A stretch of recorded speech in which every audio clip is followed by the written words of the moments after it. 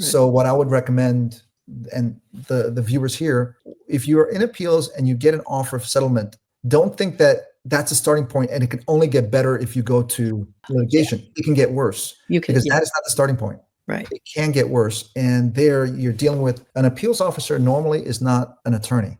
They're usually non-attorneys and they're looking at the protest letter and the revenue agent's report.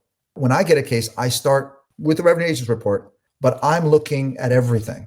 Mm-hmm. What is the correct result? And it may be less, it may be more. So be careful when you decide to reject the officer's settlement and say, well, I'm going to take the IRS to court. Be careful. There are risks and rewards. Right. Okay. So, and all of that is fascinating. That's fascinating to get that inside view of how it's handled. But you now are on the outside going up against the IRS. What kinds of things do you see, strategies you like to use? I'm not asking you to share your secrets, but things that our audience would find helpful to know about. I think one is a useful strategy is just to manage the process. So typically what happens is taxpayers don't have the most complete or organized records. And it's just to organize it in a fashion where it's easy to read. So I wouldn't say it's dumbing down anything, but it's presenting it in an organized fashion.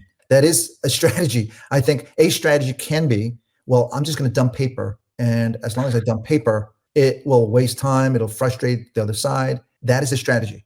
I don't find that a very useful strategy. A helpful strategy. Yeah. No, because it's frustrating. It creates a certain reaction on the other side. So my view is you want to work cooperatively with the government, not as adversaries. And I think some people would disagree. I find that to be an interesting viewpoint. You know, we help people with qualifying for Medi-Cal, and that can be a very difficult process, is actually submitting the application. And we encourage them to use somebody, not do it yourself, and submit everything in a nice, neat package, organized, tabs, whatever it takes, because you want the person on the other side to not get mad at you and not be frustrated with you, and to pick up your file and go, okay, I can deal with this. I'm going to look at this today. So I think it's similar approach. Yeah, it's how you want, I guess the saying is, treat other people as you would want to be treated. And when you deal with the IRS, and we started some time ago about how the IRS for many people triggers a certain response and certain reaction. Yeah. And so you think you're automatically in an adversarial posture. And that's not the case.